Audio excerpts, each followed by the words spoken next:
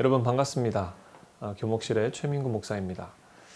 오늘은 여러분들과 함께 자기를 아는 것의 중요성에 대해서 얘기를 좀 해볼까 합니다.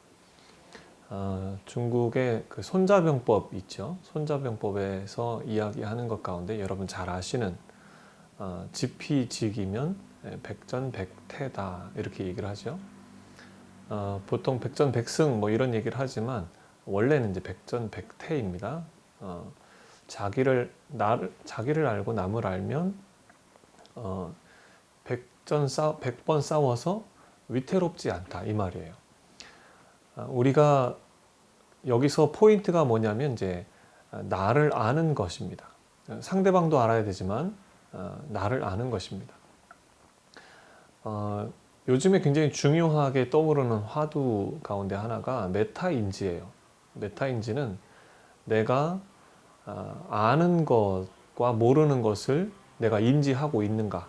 그러니까 내가 모른다는 것도 내가 알고 있고 내가 안다는 것도 알고 있고 이게 인지가 되느냐 하는 문제이거든요. 책을 보면 내가 좀 아는 것 같은데 막상 시험 보면 몰라요. 답을 써내지 못하는 거예요. 그건 모른다는 거죠. 근데 아는 것 같이 착각하고 있다는 것은 메타인지가 안 되고 있다 이런 뜻입니다. 그러니까 자기를 객관적으로 얼마나 잘 아느냐 하는 얘기를 하는 거죠. 이 과거에 우리 철학자 잘 아는 철학자 소크라테스도 그런 얘기를 했죠. 너 자신을 알라. 이 이야기는 이 말은 이 그리스의 아주 유명한 신전이었던 델포이 신전의 그 입구에 적혀있던 글이에요.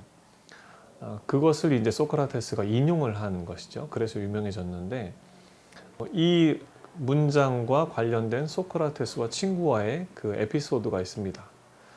그게 뭐냐면 친구가 이제 이 신전의 무녀에게 그 아테네에서 가장 지혜로운 사람이 누구냐 물었더니 소크라테스라 이렇게 대답을 했다 그래서 이 친구가 소크라테스에게 가서 야 너만큼 지혜로운 사람이 없다. 신전의 무녀도 그렇게 얘기하더라. 이렇게 칭찬을 해줬어요. 소크라테스가 그걸 좋아할 줄 알고 칭찬을 해줬는데 소크라테스의 반응이 이렇습니다. 그럴 리가 없다. 아주 정색을 하면서 그럴 리가 없다. 나는 내가 얼마나 무지한지 안다. 그 신전의 무녀의 말이 틀렸다는 것을 내가 증명을 해보이겠다 하면서 아테네에 있는 지혜로운 사람들을 다 찾아서 만나서 대화를 해보고 그리고 돌아와서는 이렇게 얘기를 하는 거예요.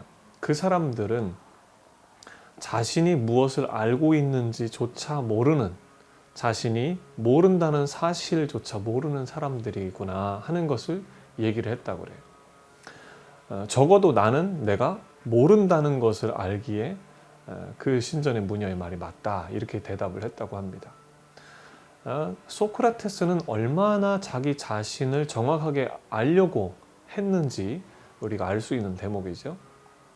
성경에도 보면 재밌는 이야기가 나오는데 아브라함과 그 조카 롯이 등장하는 이야기가 있습니다. 근데 목초지가 없는 이 팔레스타인 땅에서 지내던 이 사람들이 양떼를 기르는데 제일 중요한 게 이제 목초지잖아요. 근데 양떼가 늘어나면서 목초지가 부족해지는 현상이 생기면서 이 아브라함의 종들과 조카 롯의 종들이 양떼를 돌보는 일로 인해서 서로 싸우게 된 거예요. 그러면서 이제 결국에는 이제 더 이상 우리가 함께 지낼 수 없겠다 하고 아브라함이 조카에게 우리 이제 분리하자. 그래서 이제 서로 분가하기로 결정을 하고 아브라함이 조카에게 네가 먼저 좋은 땅을 선택해서 가라 이렇게 얘기해요. 근데 우리 문화로 생각을 하자면 여러분 조카가 삼촌으로부터 그렇게 이 얘기를 들었을 때 삼촌 먼저 하셔야죠 이렇게 하는 게 당연하잖아요. 근데 이 조카가 자기가 좋은 땅을 먼저 싹 골라서 이제 가버리는 겁니다. 그 당시에 이제 성경의 표현에는 에덴 동산과 같이 보이는 그런 곳이 있었어요. 바로 소알 땅이라고 하는 곳인데 물이 넉넉했고 그리고 도시가 그 주변에 형성돼 있었고 사람들이 많이 몰려 있었고 또 목초지가 풍성해 보이는 이제 그곳으로 가게 되었습니다. 그리고 나서 아브라함은 혼자 남겨졌는데 아브라함이 가만히 둘러보니까 별로 갈 만한 곳이 없어요. 자, 그런데 시간이 흘러서 나중에 어떻게 되었는가 하면 아브라함은 어렵게 그렇게 살면서 이제 양떼들을 길러가는 그런 생활을 했지만 이 조카 롯은 그 소알 땅이라고 하는 것이 그 당시에 굉장히 타락한 아주 부패가 심한 사람들이 거의 강도에 버금가는 그런 수준의 질서가 없는 그런 도시의 사람들이었기 때문에 결국에는 얼마 못 가서 도시가 아주 몰락을 해버려요. 성경에서는 하나님이 그 땅을 징계하셨다. 그래서 그 땅을 완전히 불로 이제 멸하셨다, 심판하셨다 이렇게 표현을 하고 있습니다. 자, 그러니까 조금만 생각을 해보면 그 땅이 정말 괜찮은 땅인지 볼 수 있는 안목이 조카 롯에게 있는 것처럼 보였지만 결국에는 제대로 땅 보는 눈이 없었다 이 말이죠. 여러분 그런 경우 있지 않아요? 내가 정말 잘 선택했다고 선택했는데 나중에 보니까 빚 좋은 개 살고 이건 내가 정말 가기 싫었던 선택하기 싫었던 것인데 해보고 나니까 시간 지나고 보니까 정말 이런 알맹이 이런 속이 꽉 찬 알맹이가 없는 그런 경우 어떨지 모르겠어요. 저는 그런 경험들을 종종 해보았습니다. 내가 원치 않아서 했는데 그게 굉장히 나중에 값진 그런 열매로 나에게 다가오는 경우가 있었고 내가 심혈을 기울여서 선택하고 했는데 그게 아무것도 아닌 경우가 있었어요. 여러분 여기서 제가 하고 싶은 말은 우리의 안목이 얼마나 실력 있는 안목이 되느냐 안 되느냐를 내가 알고 있는가 하는 거예요. 정말 지혜롭게 판단하고 있는가 아니면 나는 판단이 부족한 사람인가 하는 것을 아는 것이 정말 중요하다는 거죠.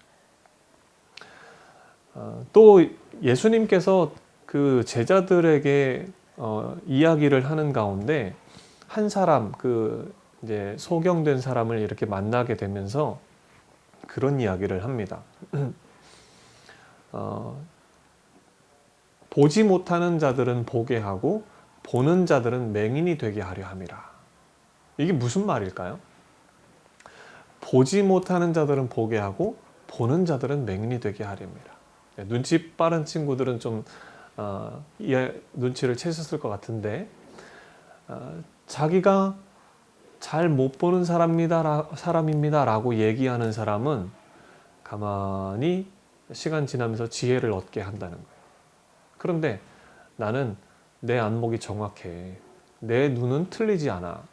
내 지혜는 누구보다 뛰어나 라고 교만한 사람들은 오히려 판단 미스를 일으키게 한다는 거죠. 예수님과 이 소경과의 사이에서 소경은 눈이 안 보이는 사람이었잖아요. 그런데 예수님을 만나게 되면서 눈이 떠지는 그런 이야기가 등장을 합니다. 그런데 그 당시 사회의 지도층, 종교 지도자들이었던 바리새인과 또 종교 지도자들, 서기관들 이런 사람들이 이 맹인, 그러니까 소경된 사람을 하늘이 저주를 내린 자로 평가절하했기 때문에 그렇게 판단하고 있었기 때문에 저 사람이 눈이 떠졌다고 하는 것에 대해서 그렇게 썩 기분 좋지 않은 아주 불쾌한 그런 이제 감정을 가졌던 거죠. 그러면서 이 바리새인들이 하늘의 벌을 받은 사람을 예수가 고쳤다고 예수까지도 잡아서 이렇게 공격하고 그리고 죽이려고 하는 그런 이제 분위기를 만듭니다. 그러니까 예수님이 그에 대해서 하시는 말씀이에요. 요한복음 9장 41절에 너희가 맹인이 되었더라면 죄가 없었으려니와 본다고 하니 너희 죄가 그대로 있느니라. 이 바리새인과 이 종교 지도자들은 자기 눈으로 보는 게 정확해요. 저놈은 저주받은 놈이야. 저놈은 벌 받아서 저렇게 된 인생이야.